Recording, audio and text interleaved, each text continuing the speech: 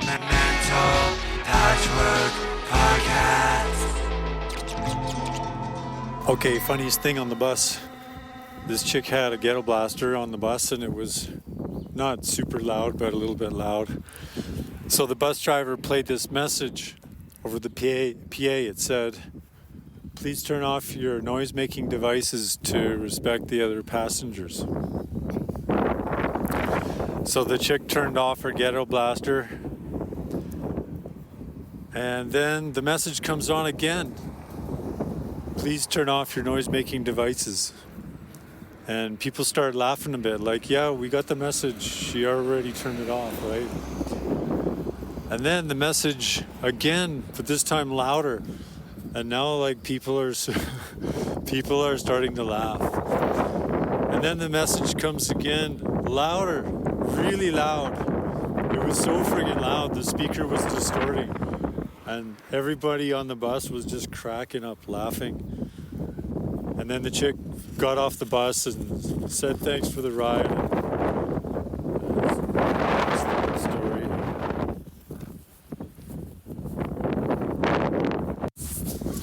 It was super funny. Okay, this is incredible.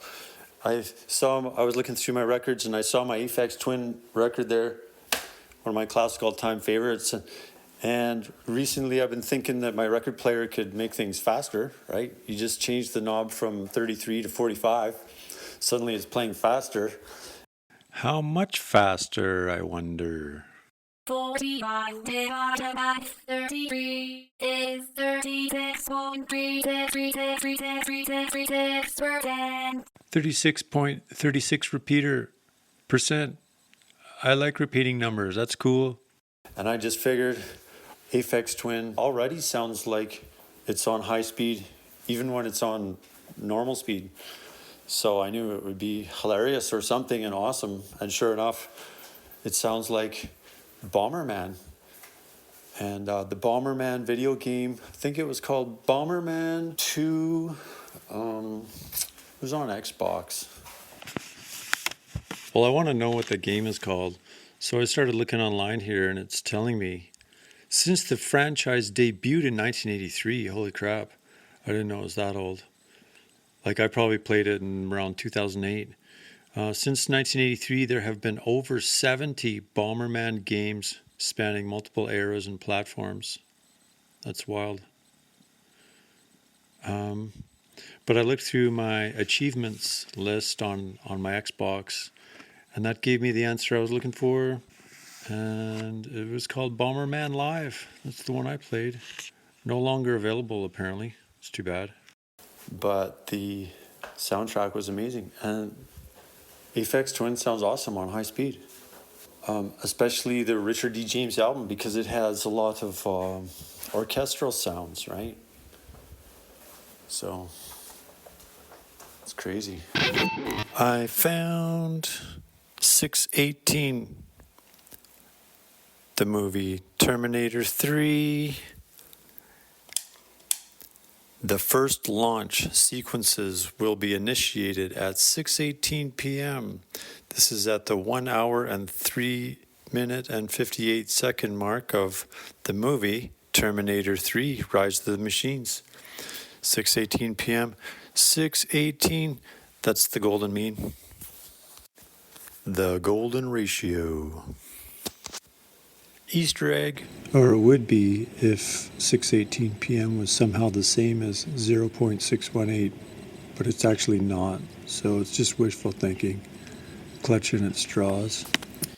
Easter egg for nerds. 1, 2, 3, 4, 5, 6, 7, 8, 9, 10. 9, 10, 8, 1, 5. 9, 10, 8, 1, 5.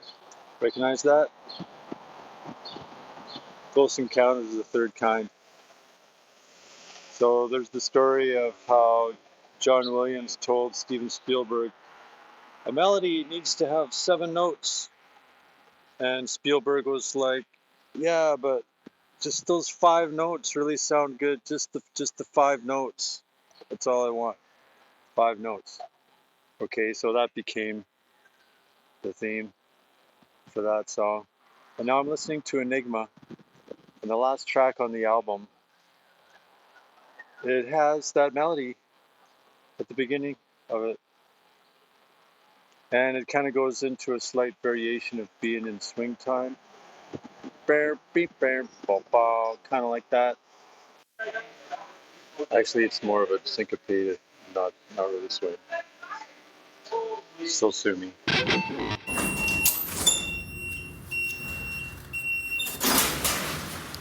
I just had the worst idea. Cheezie Freezies.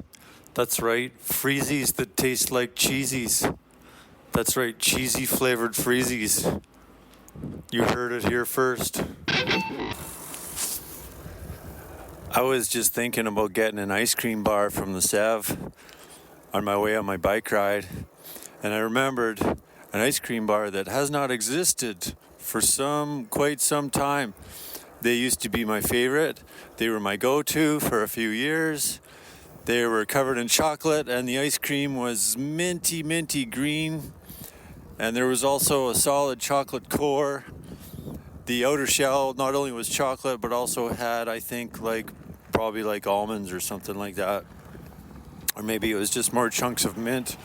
But anyway, it was called Canadian Mint, and they were delicious. And they were chocolate and minty, and they were ice cream bars. And I want them to come back right now. I noticed a pattern, something similar, the same. When Morrissey sings Sun and Air of Nothing in particular, it's the same melody as Perry Farrell singing Standing in the Shower Thinking. Well, here's the last bit of a dream that I just had. I'm not going to tell the story of the dream, but it had a keyboard kind of vocal choir synthesizer soundtrack just before I woke up, and here's what it is on the guitar.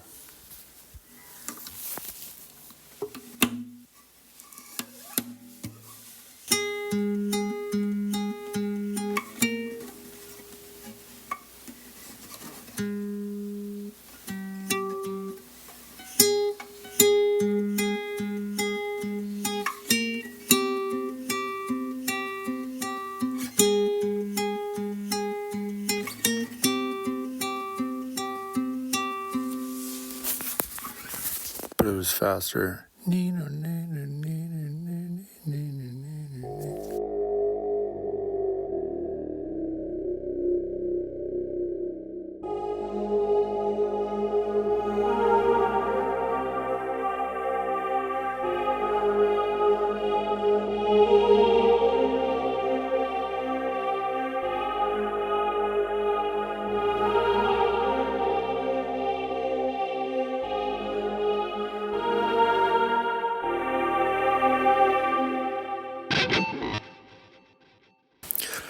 Yesterday, Saturday, was an awesome day, but it was also a weird experiment. Well, I mean, I didn't think it was going to be that weird, but it ended up kind of weird. So I was in the dollar store looking at some chips, and there was these blue-colored chips, and I'm thinking, blue is kind of a strange color for food. How many blue-colored foods are there? Not many, like blueberries. Probably that's about it. But of course, being like full of, it's artificial food, not too surprising, but still a bit rare. So there's these blue chips, and they're like tube shaped. And then right beside them, there was the same brand of chips. And they looked a little bit more delicious because they had lime flavored in them. But those ones were not blue. Both of them were extremely hot, supposedly. So it was a toss-up. Do I buy the ones that are slightly more delicious, or do I go for the blue? So I went for the blue chips, and then I thought, okay, well, since I'm in the dollar store, I figured, well, I might as well buy some blue candy. So I bought some blue whales. Sure enough, I consumed too many blue whales on the way home. Well, I did have some of the blue chips as well, but then... And when I got home, I had a sugar crash, sitting in front of the TV and watching that Fallout series, which is pretty awesome. And I was fiddling away on my phone, doing Facebook apparently, because what happened is those blue whales gave me a sugar crash so heavy duty that I fell asleep while I was watching TV. Not a surprise, but I was also on my phone, fiddling around on Facebook. Fell asleep, not that surprising. But the real crazy thing is, I woke up 3 hours later, still holding my phone, and I had sent messages to people in my sleep. I sent a couple messages to people while I was sleeping. Like I didn't type them out, they were forwards. And I looked at what I forwarded, and I didn't even recognize those things. So I was just pressing buttons while I was sleeping, apparently, which is kind of freaking wild. Like, I don't know, maybe I was possessed. Like maybe there's something weird about blue food coloring is like a portal for demons to enter your body. Okay. Okay, and just now, just as I'm transferring this audio, I'm looking at the Fortnite screen and I've got my little sidekick, blue demon guy, on the TV screen, waiting for me to high five him. Another coincidence. So that might be my discovery. I don't know. Maybe, you could try it. Try eating some food that has blue food coloring in it. If you're willing to, subject yourself to that sort of toxicity and torture, I don't know, that kind of thing is a little bit normal for me. But, I mean, not necessarily the blue, but just, artificial food. So blue food coloring, it actually might be a portal for demons to enter your body and make you do things in your sleep. So I would be careful, but I just thought I would share that with you guys. Oh, by the way, have you heard that track Insomnia from Groove Station 4? I love that track. In fact, I sampled the beginning beat from it on a bunch of old Lex Plexus a long time ago. Anyway, I've been revisiting that track lately. It's been fun. Okay, bye. Okay, well, I was thinking of watching this movie called The Testament of Anne Lee because Amanda Seyfried's in it. And it says, revered by her followers, Anne Lee preaches gender and social equality as the founder of the devotional sect, The Shakers. And I'm like, that sounds cool. Gender equality, social equality. And The Shakers, that sounds familiar. So then I looked it up. And The Shakers are an 18th century Christian sect known for communal living, pacifism, gender equality, and iconic minimalist furniture. Okay. Aiming to create heaven on earth through hard work and simplicity. Known as the Shaking Quakers due to ecstatic dancing and singing during worship, which they believed brought them closer to God. They believed in gender equality and that God was both male and female. I thought of that a long time ago. I thought God should be hermaphrodite. It would be the most fair kind of option. So I didn't know that. And Shaking Quakers, and then I'm like, hey, wait a minute. Like Quaker Oats?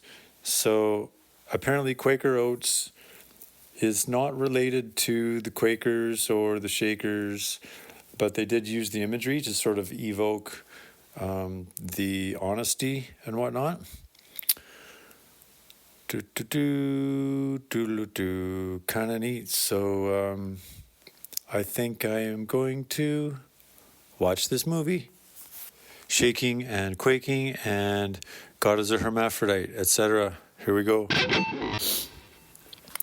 Okay, I'm practicing vocals, singing some Rush tunes like Song 2 from Signals.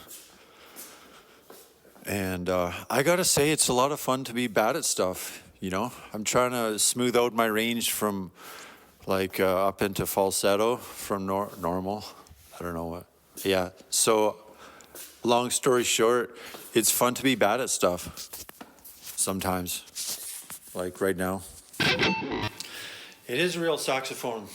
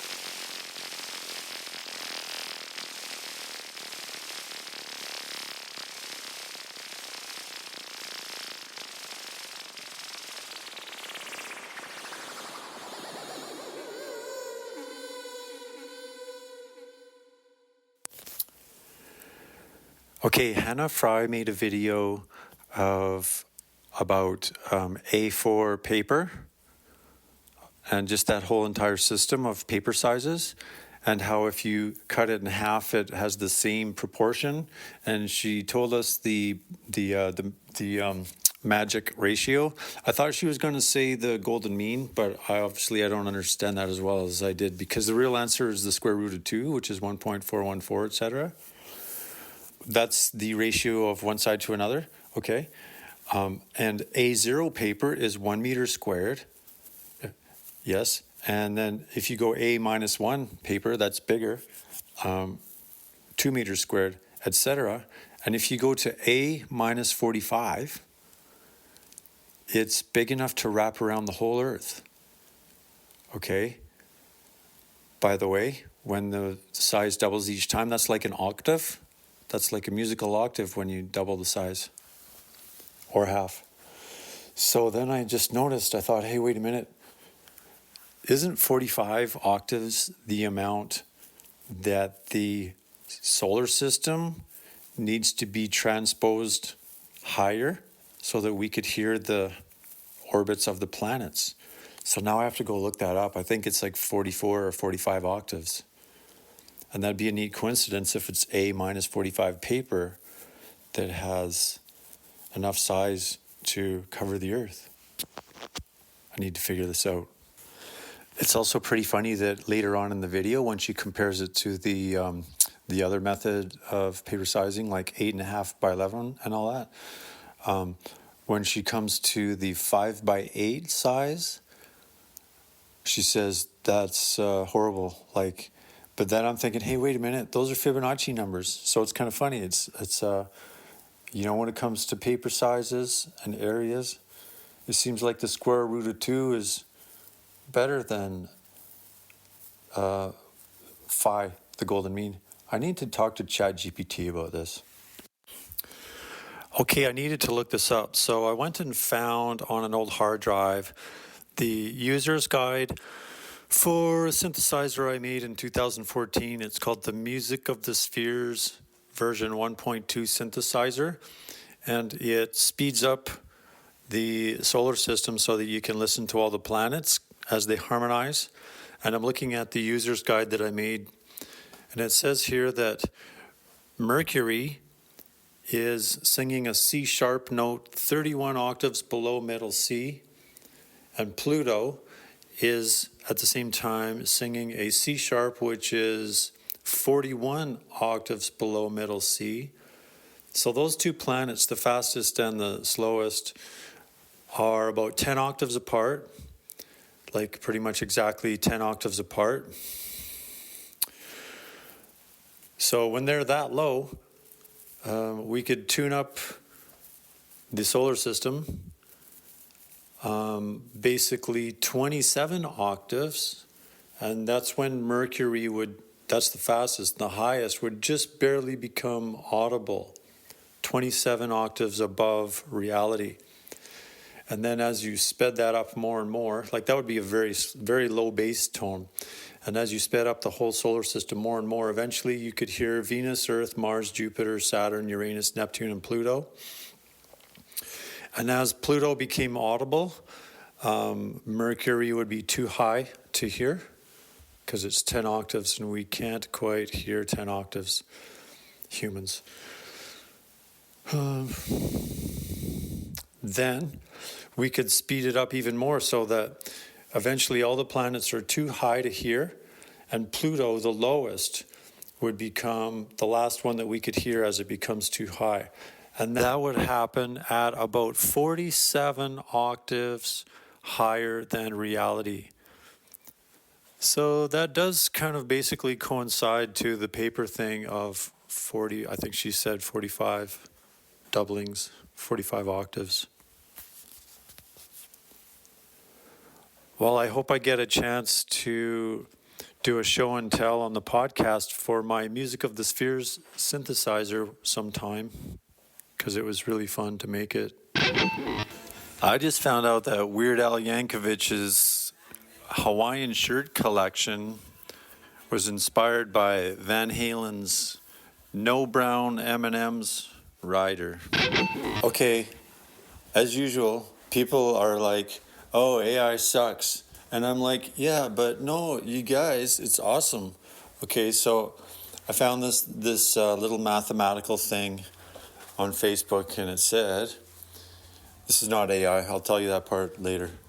So 1 divided by 998001 equals a number that goes like this: 0.0000001, 002, 003, 004, etc., all the way up to 996, 997, 999.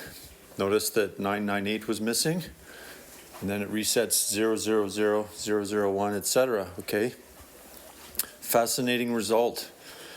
So it's 3 digits of every number, counting all the way up, skipping the 998.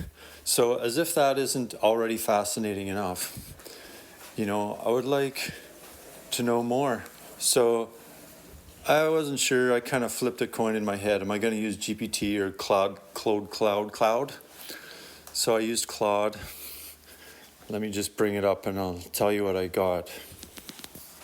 In my cloud interface, Claude, darn it, why do I get caught up on a word like that? In my Claude interface, I just typed in 1 divided by 998,001. Here's the wonderfully detailed response, which is so nicely described. That's what I love about GPT or whatever, is its ability to describe things in a way that makes sense. Here goes. This is what Claude said. This is a famous curiosity. Let me work it out. 1 divided by 998,001 equals blah, blah, blah, blah, blah, blah. It generates every 3-digit number in sequence. Notice anything? 998 is skipped. Then it cycles. Why? 998,001 equals 999 squared. Okay, now we're getting somewhere. And 1 divided by 999 equals 0.001, 001, 001, 001, etc. Repeating 001. Starting to remind me of that Rush song.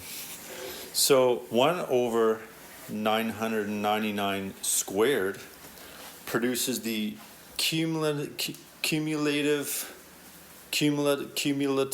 sum. 1 over 999 squared produces the cumulative sum of that repeating pattern, which telescopes into sequential integers.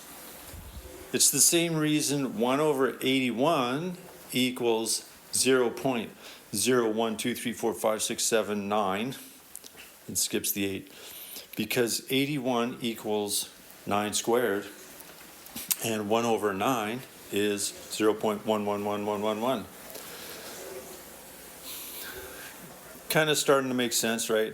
So the skip happens because the carry from 999 rolls over and merges with the next group. Listen to those words.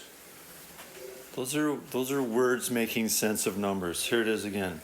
The skip happens because the carry from 999 rolls over and merges with the next group. So 998 never appears cleanly. It gets absorbed into the transition back to 000. That is just fantastic. The full period is 2,997 digits before it repeats. Can we get a hell yeah? Hallelujah. Hallelujah. Hallelujah. Hallelujah. Now that I know why that pattern works, it makes me want to find some more. It's a good reason to get into doing some more Python programming, but I think I already decided I'm going to play guitar all day today. We'll see how it goes. When I see patterns like that, I think of like what if you had a piece of paper and you pick it up and you curl it and you try to make a tube out of it, right? Well, you could make the ends of the paper meet each other, but you probably want to overlap it, right? A little bit to make it stick together better. Like maybe then you could staple it together.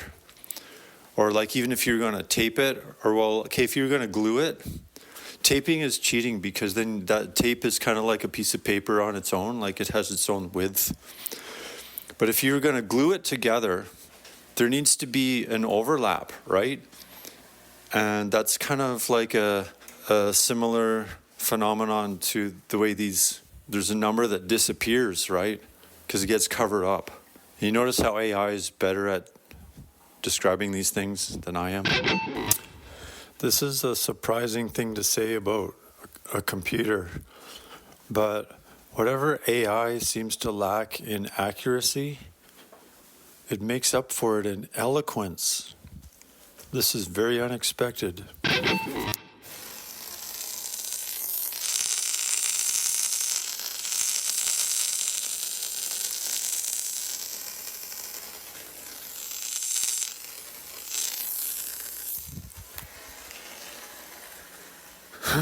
That's the sound of radio static. 93.7, the pirate radio station.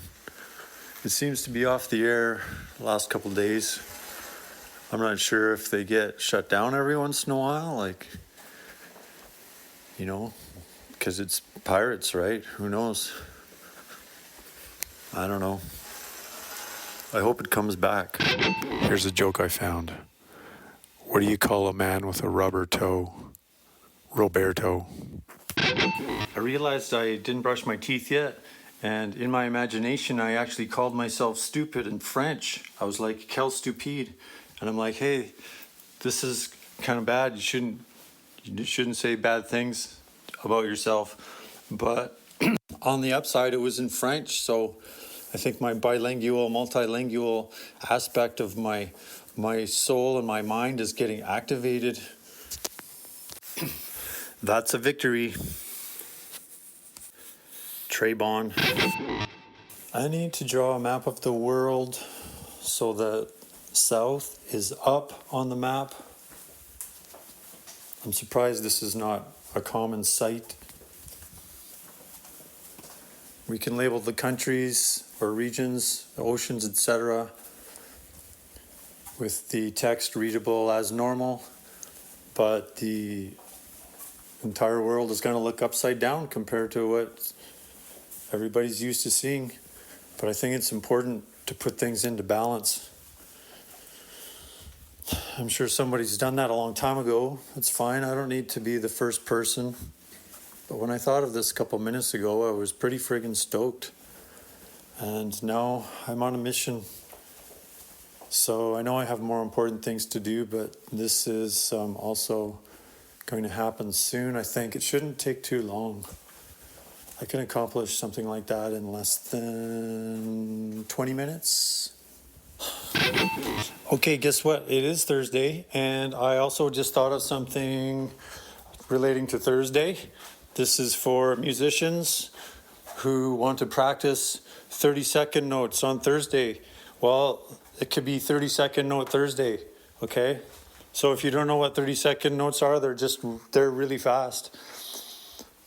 2 to the power of 0 is 2, 2 to the power of 2 is 4, 2 to the power of 3 is 8, 2 to the power of 4 is 16, 2 to the power of 5, that's 32.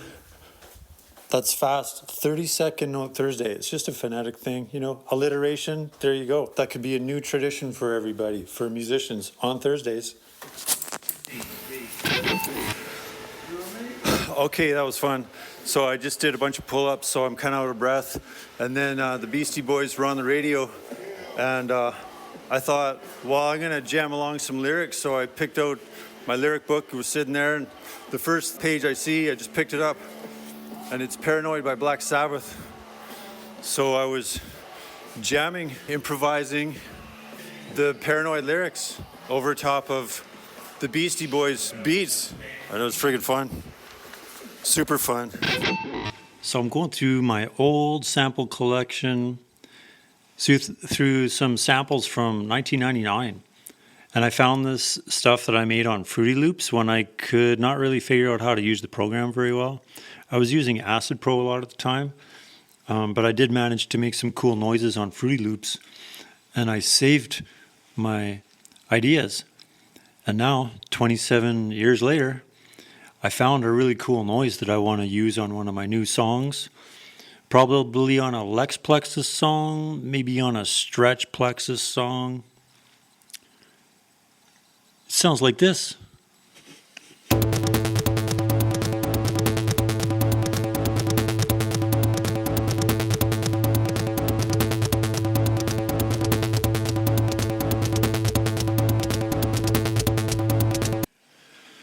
Etc. I also found this answering machine message that I got from the library. It's a robot voice telling me that my materials are overdue and that I might be subject to a fine.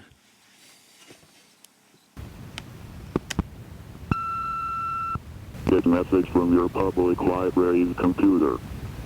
The library has a message for Sean Luciw. If this message is not received completely, please call the library. Please stand by. Our records show that you have 2 items that have recently become overdue. All overdue materials are subject to library fines. To end this call from your public library, press 1. If you have any questions about this message, you may phone any branch of the Thompson-Nicola Regional District Library System. This was a message for Sean Luciw. Thank you for using your public library.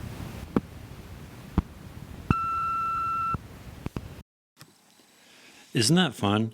How things have changed. I was at the library today and I was looking for Johannes Kepler's Music of the Spheres. They don't have it, but they can order it in. They used to have it. I just noticed that Namaste and Have a Nice Day sound almost the same. It's easy to get them mixed up, and they both kind of mean the same thing. Have a nice day. Namaste. Okay, so I was looking for an old sound effect that I had on my old cassette that I made a long time ago, and I couldn't find it. And like my first cassette. But what I found instead was I thought I would listen to some songs from my first cassette that I made back in 1994, just because I could see the files sitting there. So I listened to it, and it wasn't as bad as I thought it was. And it actually brought like sentimental memories of who I was in that lifetime ago. And like who I was spending time with and where I was and in life and in music and stuff like that. And each song reminded me of what were influencing that song too. So I figured I would play you one of them. It's from my self-titled cassette from 1994, Sean Luciw. It had 7 songs on it. The last song on it was called Tsunami. And it started all with guitar technique inspired by Joe Satriani's Midnight track from Surfing with the Alien. It's like you put all 2 fingers on that hand and 2 fingers from the other hand. You put them all on the frets in a certain order. It's called tapping or whatever. I kind of used that idea, but he did his in a rubato kind of accelerating and decelerating tempo, which was really beautiful. I did mine more in a constant tempo so that I could also run it through a stereo echo. And then I added orchestra type of sounds and lead guitar. It was also influenced by David Gilmour's work with Leona Boyd. So this one's called Tsunami. I hope you like it. Oh, and by the way, I was just trying to confirm the name of that Joe Satriani song that inspired me. It's called Midnight. And when I was doing that, I found below that there's a new project. It's Joe Satriani and SatchVai. It's called SatchVai Dancing. I still haven't heard it. It was just released on March 2, 2026. 3 songs. Wowzers. So I'm going to listen to that today. Okay, bye.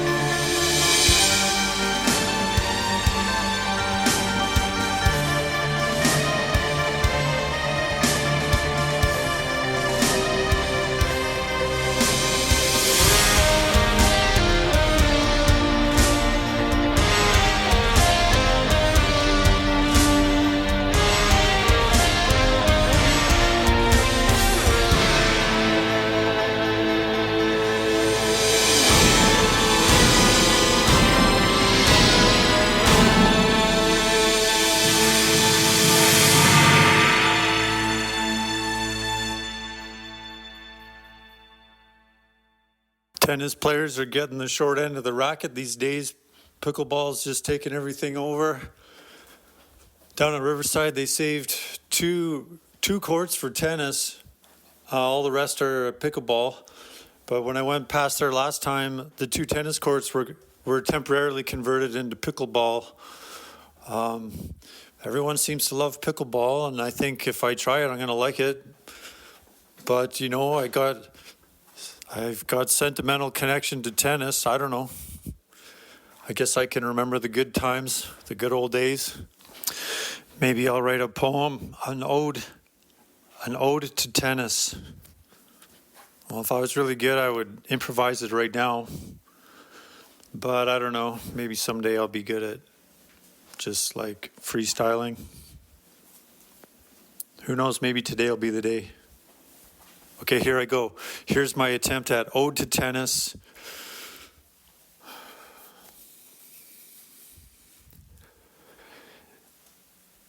Everybody used to love you, and now the dust dances across your court. The balls would bounce.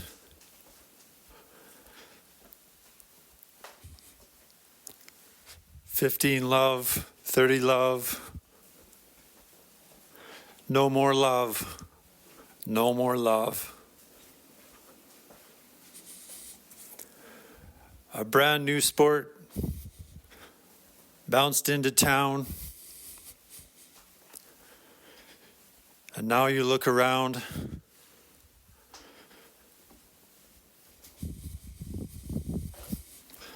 No more tennis to be found. Well, how long ago was it? The first time I got grounded, got in trouble for, I don't know, doing something I wasn't supposed to. I got grounded. I'm going to guess probably like elementary school for sure. Probably like maybe grade 1 or something. So I guess that would be about, let's just say 1976. People say don't date things. Well, I'm like, I can appreciate the attitude of don't date things because timeless. You can achieve timelessness by not dating things. However, it's just kind of fun. So 2026 minus 1976, that's 50. So 50 years ago was probably the first time I got grounded. And it took me this long to realize, I just realized just now that the meaning of the word grounded, it's in reference to not being able to fly. You're not allowed to fly. You're not allowed to get in your airplane and go for a scoot. You got to stay on the ground. No fun. No partying. No flying high again. You're stuck on the ground. That's it. You're grounded for 3 days. No wheels up for you. Wheels down. Well, there's a good one. There's a substitute. There's an evolution of the term grounded. You're grounded. You're grounded for a week. Your wheels down for a week. If you don't eat your supper, you're going to be wheels down for a week. Yes. Okay, I knew this conversation was going to happen for a reason. Something new was created. A transmogrification, evolution of a figure of speech. Grounded has become wheels down. Wheels down. Grounded has become wheels down. You're welcome. QED. Guitar tone, story time. EQ pedal. Boss GE7. Saved my tone recently in recent months on electric guitar. Well, today I decided what I did is I put the EQ settings that I found, which is treble boost, and I made that happen in my amp simulator instead. Reason? Because I was noticing a fuzzy sound, and turns out it was coming from the EQ pedal. The boosting of and cutting of frequencies, because I did a little test, went flat, put them all at 0, went plus and minus on each slider, and they kind of made fuzzy sound. So I decided I don't want that. Gonna go for cleanliness, but sure enough, the digital amp simulator, it's a Zoom multi-stomp MS50G. What an amazing little unit. Oh, gee whiz, it's not Zoom versus Boss. Okay, I got lots of Boss pedals. but it's just the way it is or something. It's an old pedal. Anyway, so I used the graphic EQ pedal in the Zoom multi-stomp. Unfortunately, or I thought it was sad that it didn't have like a totally thorough array of frequencies, or maybe they did it on purpose. One of the mid bands was a lot wider, but there was a lot more refinement in the upper range. Like it just went higher to 12K instead of 6K, which actually I like that range. So yeah, I just did graphic EQ in the little multi-unit there. Okay, bye. Approaching end of podcast episode in 10, 9, 8, 6, 7, 5, 4, 3, 2, 1, 0. Beep.